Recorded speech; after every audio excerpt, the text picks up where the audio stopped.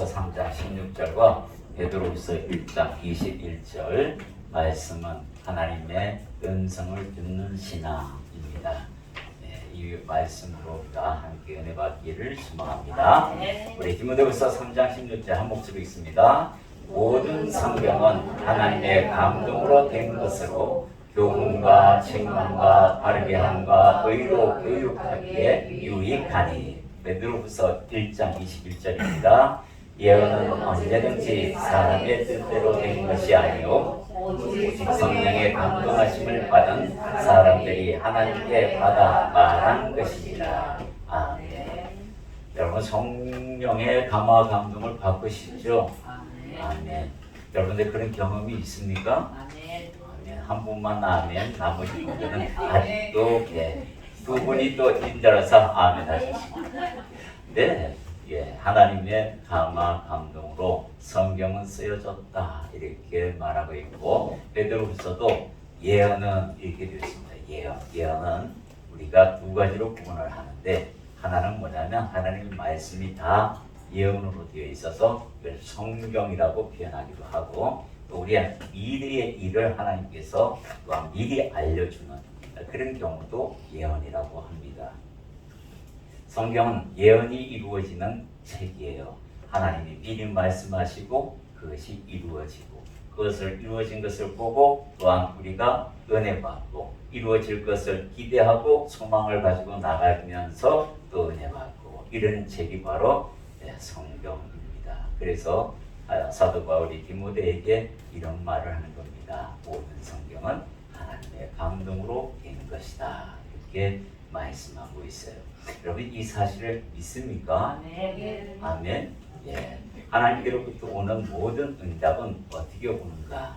이렇게 온다고 되어 있어요. 성령의 감화 감동으로 이렇게 되어 있습니다. 여기에 감화 감동이라는 단어의 의미를 여러분들이 좀 알 필요가 있어서 제가 여기다 적어놨어요. 감화시키다, 감화하다라는 뜻은 좋은 영향을 주어 생각이나 행동이 바람직하게 변화되도록 하는 것.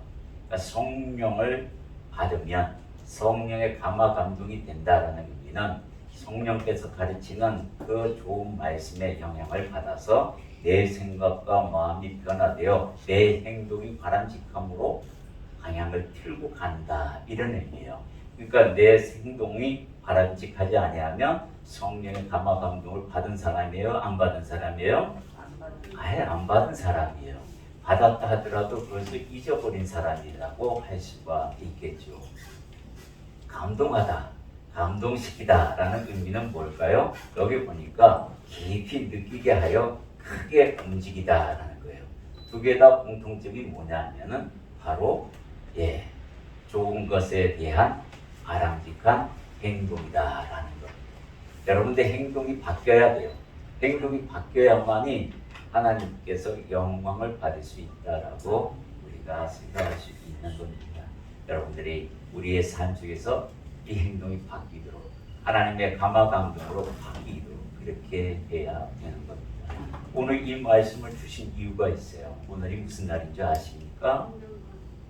성령 강림절이에요. 오늘이 오순절 다락방에서 예수님께서 부활하시고 50일 되는 날, 그리고 마가의 다락방에서 프레이어처럼 120명의 사도에게, 성도들에게 프레이어처럼 하나님께서 약속대로 성령을 내려주신 날을 기념하기도 하고, 이 날이 바로 교회 창립일입니다.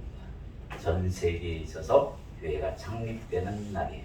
그래서 창립이라는 단어는 하나님이 세우셨다, 그래서 창립이라는 단어를 딱 한 번만 쓰이고 그 외에는 설립이라는 단어로 이어간다고 합니다. 기본적으로 여러분들이 알아두셨으면 좋겠어요. 자, 응답받는 데 있어서 우리가 가장 기본이 되는 조건이 있습니다. 그 조건이 무엇인지 하나님께서는 이렇게 이야기하고 계십니다. 데살로니가전서 2장 13절 함께 있습니다.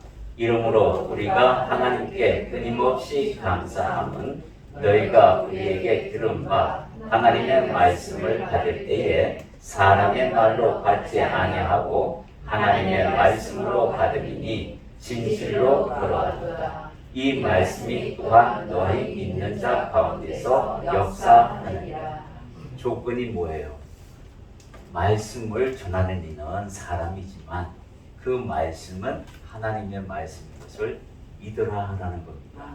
제가 여기서 사람으로서 여러분을 말합니다. 여러분에게 하나님의 말씀을 말합니다. 이 말씀이 제가 한 말이 아니라 하나님께서 내 안에서 성령의 감화 감동으로 여러분에게 들을 말씀을 주시고 계신다는 것을 기억하시고 그렇게 믿는 자에게는 역사한다. 이게 하나님의 약속인 거예요. 사람의 말로 들으면 사람의 말로 좋은 말씀 한번 듣고 갑니다. 이렇게 되지만 아니요. 하나님께서 말씀하신 것으로 알아들으면 내 마음이 바뀐다는 거예요. 왜 그렇죠? 내 안에 성령을 두셨기 때문에 그 성령이 하나님의 말씀을 또한 들음으로 말미암아 내 영을 감화 감동시킨다라는 거예요. 하나님의 사람으로 변화시킨다는 거예요. 그러니까 내가 반응을 해야 되겠죠. 어떻게 반응해야 돼요? 아멘으로 반응하면 되는 겁니다. 아멘. 하나님의 응답 방법이 있어요. 그 방법이 뭔지 하나하나 찾아보도록 할게요. 구약시대에서는 하나님께서 직접 나타나셨어요. 여러분 성경을 보면 하나님께서 나타나신 게 보여요, 안 보여요? 보이죠? 성경 안 읽고 계세요? 네. 성경 읽고 계시잖아요, 그죠? 하나님께서 다 거짓말을 봤잖아요. 여러분들 그거 읽으면서 에이 정말 이랬으라고 이런 마음 들어야 안 들어요? 안 들었구나. 예, 저만 들었어요. 예, 저는 들었어요. 가끔가다. 정말 이랬을까? 네, 이런 마음이 많이 듭니다. 아브라함에게 세 사람이 나타나는데 정말 사람의 모양으로 그가 알아볼 수 있을 만큼 그렇게 사람의 모양으로 나타났는데 이 아브라함은 하나님의 천사로 받아들이는 거예요. 그리고 천사는 어떻게 알았을까? 이 사람은 바로 영안의 눈이 띄었기 때문에 알 수 있는 거겠죠. 그런데 그렇게 나타나는 그 모습을 바라보고 아브라함은 여호와의 천사라고 말하면서 이야기하기 시작합니다. 그런 백성의 시조가 됩니다. 신명기 4장 33절에 보면 어떤 국민이 불 가운데서 말씀하시는 하나님의 음성을 너처럼 듣고 생존하였느냐. 하나님의 음성을 진짜 들으면 죄인은 죽게 되어 있어요. 그래서 구약에 보면 하나님을 배운 사람들은 제일 먼저 고백하는 것이 이제 내가 죽겠구나 라고 고백합니다. 이유가 있어요. 뭐냐면 하나님은 거룩하시고 나는 죄인입니다. 거룩하신 이에게 죄인이 들통났으니 그 죄로 말미암아 죽는다는 사고를 가지고 신앙생활을 했던 거예요. 그래서 삼손의 부모가 성령님을 만났을 때에 자기가 죽는다고 고백했을 때 하나님께서 뭐라고 얘기하면 죽지 않는다라고 미리 선언하고 이야기합니다. 이런 사고를 가지고 있었던 거예요. 그래서 주님도 이렇게 말씀하는 거예요. 하나님의 음성을 너처럼 듣고 살아있는 자가 누구냐라고 말합니다. 그렇게 큰 은혜를 받고 살아가는 우리들입니다. 우리 안에 그 성령님이 하나님이 내 안에 계시다라는 거예요. 내 이 죄덩어리 몸덩어리 안에 하나님의 영이 함께하고 있다라고 여러분 상상해 보십시오. 얼마나 가슴 벅찬 일입니까? 그런데 우리가 그것을 늘 인지하지 못하고 살아가기 때문에 넘어지기도 하고 쓰러지기도 하고 엎어지기도 하지만 그때 성령이 또 일으켜 세웁니다. 사사기를 보면은 대표적인 여기 삼손의 이야기를 적어놨어요. 사사기 14장 6절에 보면 여호와의 영이 삼손에게 강하게 임하니 그가 손에 아무것도 없이 그 사자를 염소 새끼를 찢는 것 같이 찢었으니 저는 말이죠. 이 영이 어떻게 삼손에게 임했는지 저는 경험해봐서 압니다. 제가 삼손처럼 그렇게 힘이 장사로 바뀐 건 아니고요. 어떻게 임했다라는 것을 경험한 적이 있습니다. 제가 또 우리 자녀도 있지만 제가 자녀 결혼한 지 7년, 8년 되도록 6, 7년이 되도록 아이가 없었어요. 그래서 부단히 과학과 의학을 통해서 이 하기 위해 많이 시도를 했지만 다 실패로 돌아갔고 마침내 기도했어요. 그런데 어느 날 누구를 통해서 아는 전도사님을 소개받습니다. 이분이 예언의 은사를 받았대요. 그래서 한번 만나러 갔습니다. 저 혼자 갔어요. 아내는 일하러 갔기 때문에 그날 저녁에 저 혼자 이 집을 찾아갑니다. 갔는데 이분이 저보고 잠시 기도해 봅시다 그러는 거예요. 앞뒤 거두절미하고 제가 그냥 속알머리만 얘기하면 그렇습니다. 기도해 봅시다. 그러더니 응접실에서 기도를 합니다. 그리고 그분은 전도사님이셨어요. 제 어깨에다가 양손을 얹고 방언으로 이야기하기 시작합니다. 기도를 하는데 한참 기도하는 거예요. 방언을 기도하고 해석해주고 방언으로 기도하고 또 해석해주고. 그래서 제가 아멘 하는데 갑자기 머리끝부터 발끝까지 전기가 오는데 사람 몸에서 이런 전기가 나온다는 게 저는 이해할 수가 없었습니다. 제가 과거에 전기 이렇게 꼽다 보면 선풍기 코드를 보면 그때 110V 전기였어요. 이렇게 꼽으면 잘못 꼽으면 찌릿찌릿한 걸 여러분들 아마 경험했는지 모르겠습니다. 그 찌릿찌릿한 감전보다도 더 큰 에너지가 저 머리부터 발끝까지 훑으며 내려가는 거예요. 와, 그걸 보고 제가 이게 뭐지? 사람 몸에서 이런 에너지가 나오나? 저는 그때 성령께서 역사하신다는 것을 잠시 그 순간은 몰랐어요. 그러다 기도를 한참 하는데 그게 계속해서 유지되는 거예요. 깜짝 놀라서 나중에 이 성령님이 나를 지금 감싸고 계시는구나. 그 순간 은혜가 되는 거예요. 하나님이 나를 찾아오셨다라는 진짜 경험을 하게 됩니다. 성령에 감화 감동됐다라는 게 하드웨어적으로 드러나는 표현이 이런 것도 있구나. 이렇게 다양한 방법이 있는데 그 중에 하나가 제가 경험하는 거였어요. 너무너무 놀라서 정말로 깜짝 놀랐습니다. 그리고 난 뒤에 마지막에 뭐라고 하시냐면 내일 아내를 데리고 다시 오라. 그리고 기도가 끝났습니다. 다음날 아내를 데리고 갔어요. 그리고 그 이후의 일은 다음에 얘기해 드릴게요. 신약에서는 사도행전 2장 3절에서 4절을 보면 마치 불의 혀처럼 갈라지는 것들이 그들에게 보여 각 사람 위에 하나씩 임하여 있더니 그들이 다 성령의 충만함을 받고 성령이 말하게 하심을 따라 다른 언어들로 말하기를 시작하니라. 여기서 방언이 터지기 시작합니다. 방언의 역사가 일어나요. 여러분은 방언의 은사를 받으신 분도 있고 안 받으신 분도 있겠죠. 저도 받았습니다. 제가 받아서 초창기 때 믿음생활 우리가 부평감리교회에서 제가 했는데 그때 기도원에 가서 산에서 기도하고 내려와서 집회하는데 받았어요. 그때 저도 깜짝 놀래고 제 아내도 깜짝 놀랐습니다.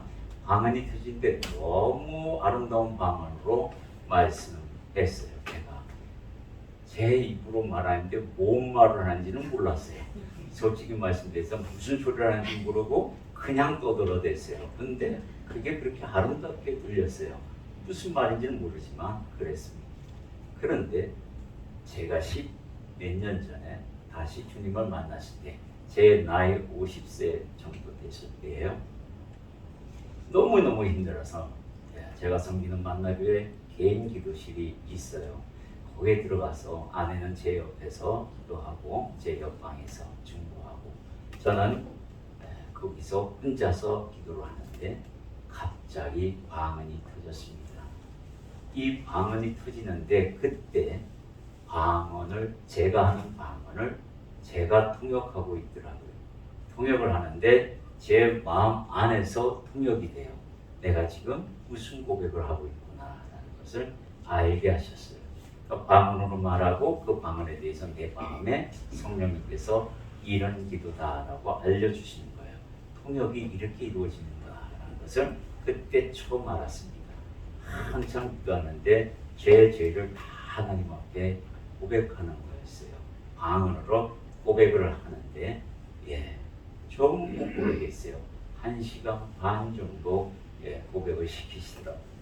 그리고 마지막에 방언으로 주기도문을 하고 그 기도가 끝났습니다.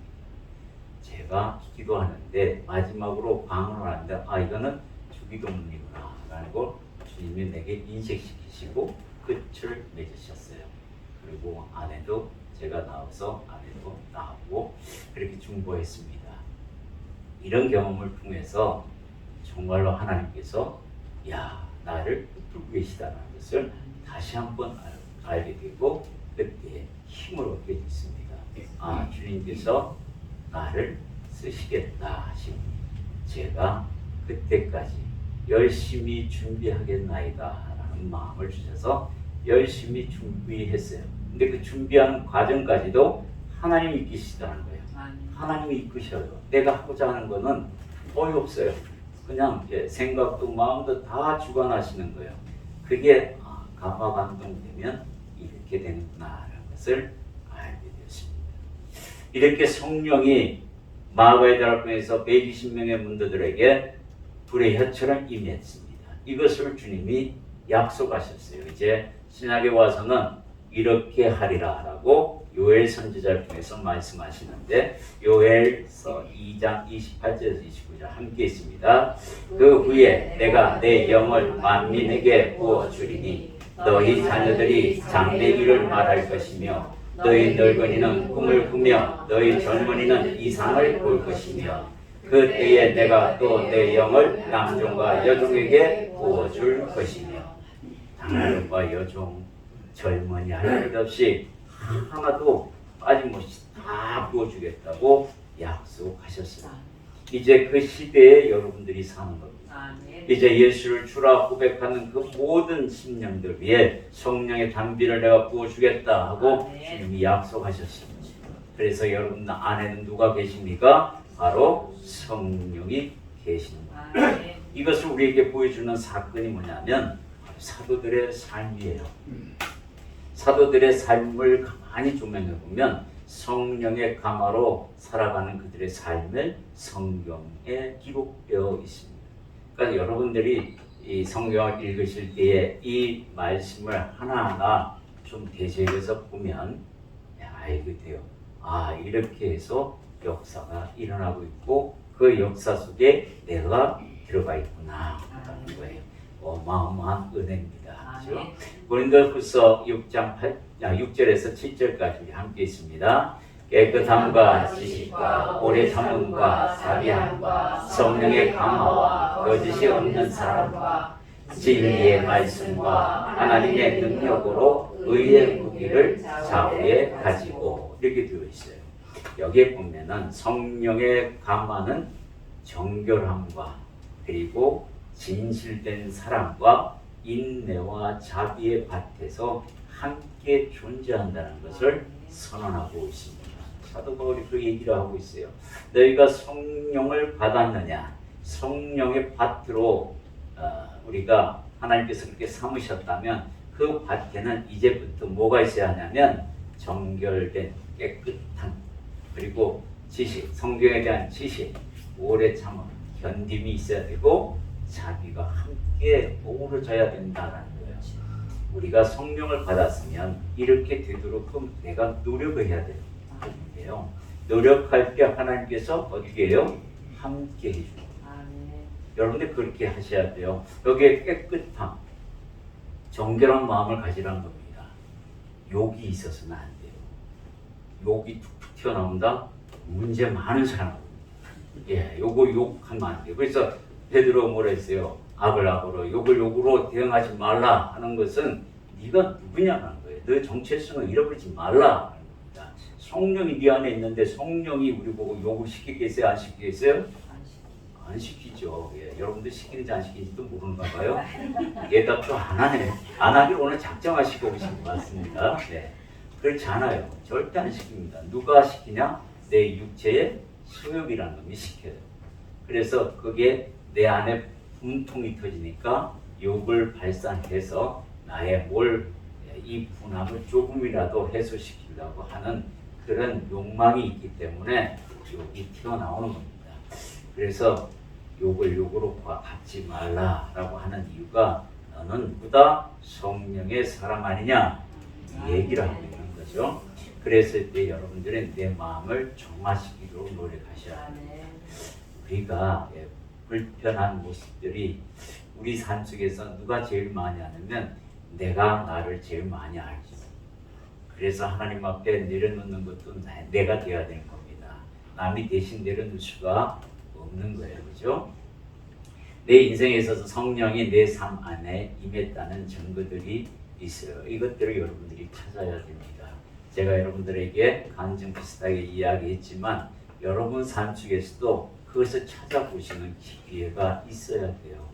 하나님이 나와 함께 하셨던 흔적을 여러분들이 찾으셔야 돼요. 그러면 뭐가 나오냐면 감사가 튀어나와. 그 감사가 나올 때에 그 감사를 붙들고 하나님을 찾으면 회복이 됩니다. 이게 저의 경험입니다. 그리고 성경도 그렇게 말하고 있습니다. 여러분 그렇게 하셔야 합니다. 하나님께서 반드시 그렇게 응답하겠다고 이야기합니다. 요한복음 14장 26절에서 27절 함께 있습니다. 보혜사 곧 아버지께서 내 이름으로 보내실 성령 그가 너희에게 모든 것을 가르치고 내가 너희에게 말한 모든 것을 생각나게 하리라. 평안을 너희에게 주시노니 곧 나의 평안을 너희에게 주노라. 내가 너희에게 주는 것은 세상이 주는 것과 같이 아니하리라. 너희는 마음에 근심하지도 말고 두려워하지도 말라. 보혜사 성령께서 내 안에 있다라는 또 다른 증거가 뭐냐면 하나님의 말씀, 예수님이 가르쳐 주신 그 말씀이 생각난다. 예를 들입니다. 내가 열받아서 욕을 뱉었습니다. 그러면 성령의 사람이라면 순간 뱉은 욕을 어찌할 수는 없습니다. 그럼 바로 뭘 해야 돼요? 회개해요. 하나님, 제가 아직 늙어서 이렇습니다. 용서하시고요. 다음부터는 절대로 그렇게 안 하겠습니다는 그런 고백이 있어야 돼요. 그리고 그 고백대로 살아야 돼요. 그런데요, 7번 넘어져요. 그러면 어떻게 되죠? 7번 이렇게 세웁니다. 우리 하나님, 인내하신 하나님이신 줄 믿습니다. 예, 이때 하면이 굉장히 크십니다. 네, 그래요. 우리는 그렇게 살아갑니다. 하나님이 넘어졌다고 야단치지 않습니다. 그래. 내가 너의 연약함을 아노라. 그래서 하나님은 더 힘써서 도와주실 줄 믿습니다.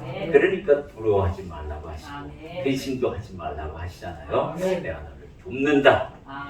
그것만 넌 믿으면 돼. 너의 육체의 소유가 언젠가는 다 불타없으리라. 주님께서 성령의 불로 소멸시켜 주시겠다라고 이야기하는 겁니다.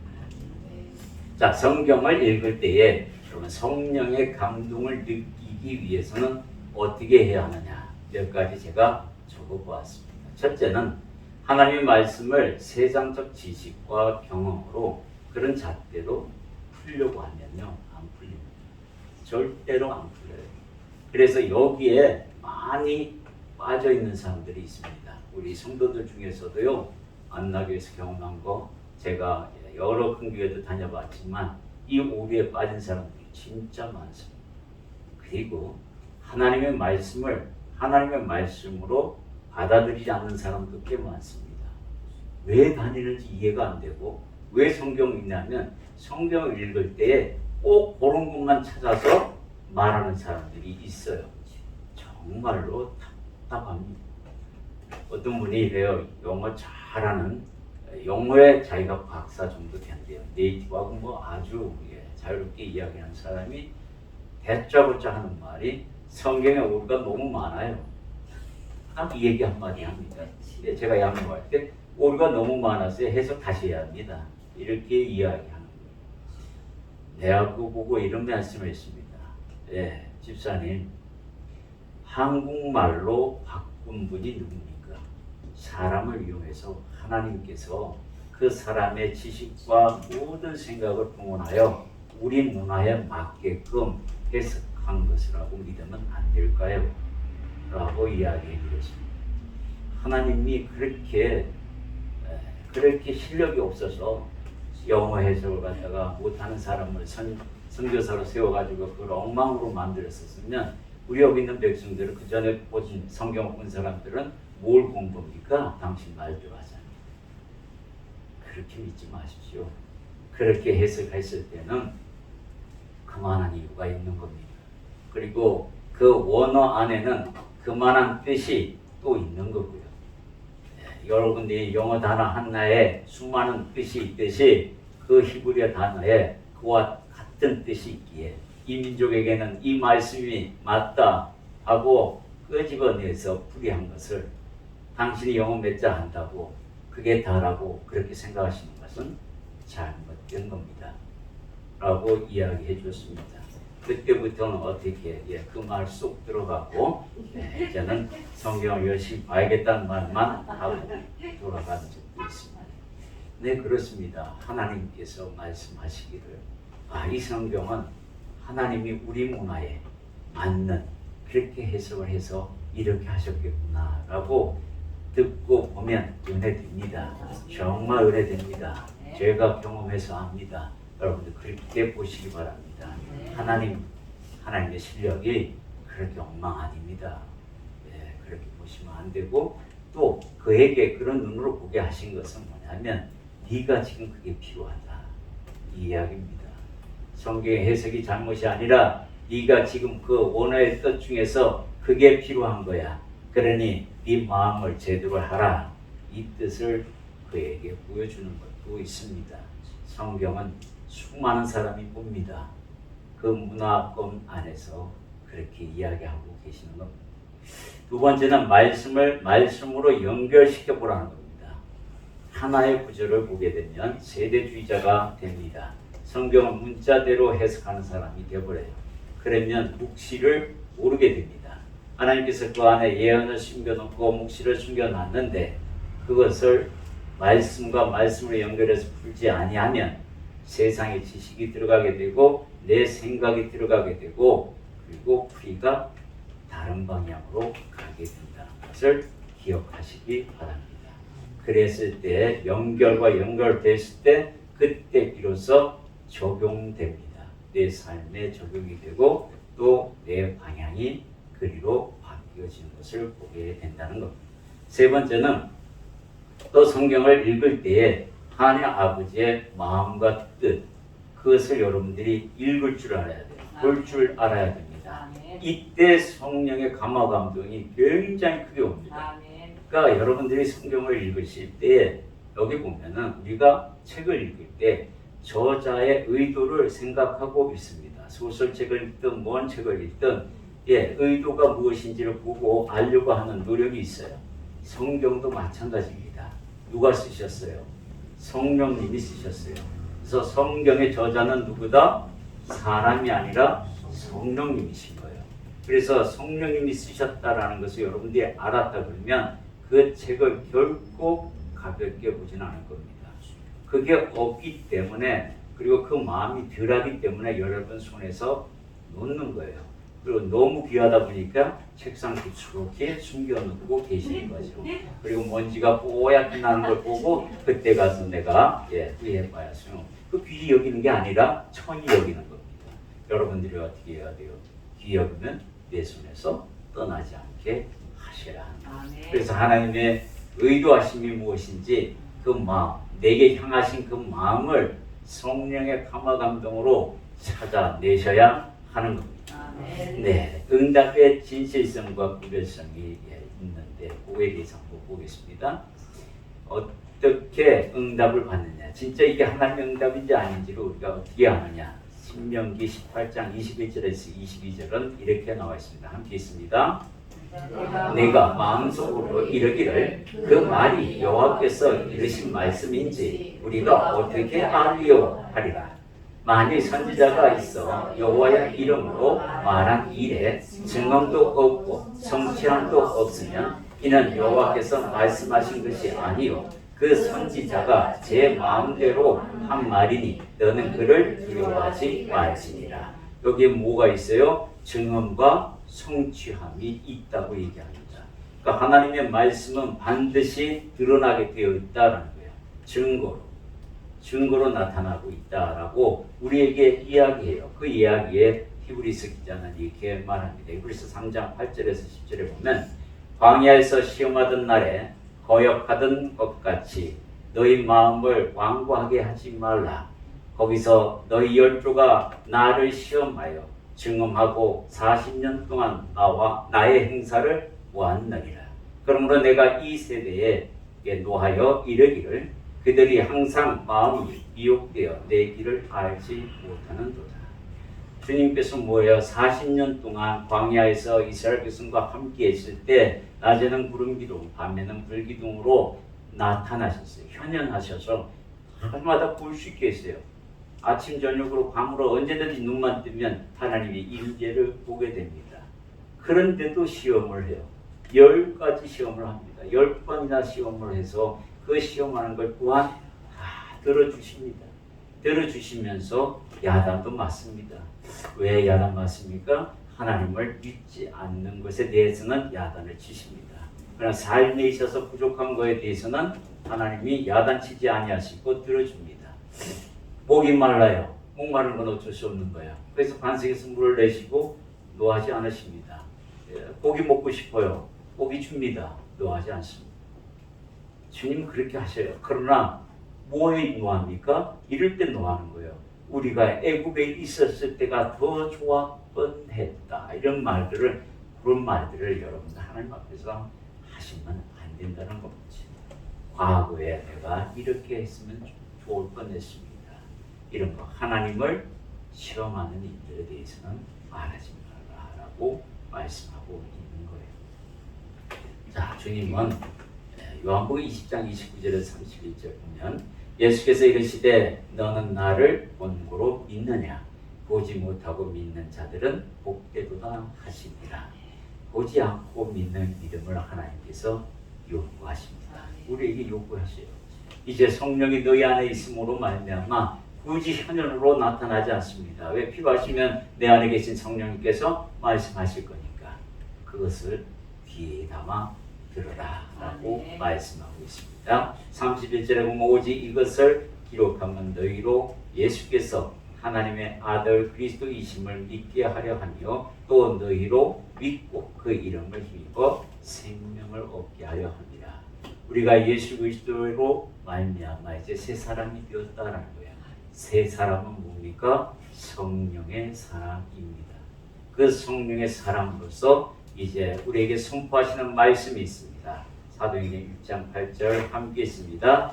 오직 성령이 너희에게 임하시면 너희가 권능을 받고 예루살렘과 온 유대와 사마리아와 땅끝까지 이르러 내 증인이 되리라 하시니라. 아멘. 주님께서 우리에게 분명히 약속하셨습니다. 이제 성령이 너희에게 임하였으니 이제 그 삶을 가지되 하나님께서 권능으로 너희와 함께 한다는 겁니다. 우린 첫 번째 권능을 받았어요. 가장 큰 권능을 받았습니다. 그게 뭐예요? 바로 하나님의 구원의 능력입니다. 그건 다 구원받은 그 능력을 소유한 사람들이에요. 가장 큰 능력을 채워가고 이제 내 것으로 만든 분들입니다. 결코 견지 마시기 바랍니다. 하나님께서 나를 붙들고 계시고 받는 자가 나와 함께 한다는 것은 내가 이길 수 있다는 것을 염두에 두시기 바랍니다. 결론을 말씀드립니다. 하나님의 응답은 성령의 감화 감동으로 일어납니다. 그리고 그 결과는 평안입니다. 여러분들 성령의 감화 감동으로 내가 그 결과를 알고 싶어요. 성령께서 나와 함께하고 있다. 이것은 평안이 내 안에 있으면 그의 결과로 나타난다는 것을 이야기해 주고 싶습니다. 여러분 믿습니까? 아멘. 네, 우리 성령의 감화 감동을 위해서 이 시간 잠시 기도하겠습니다.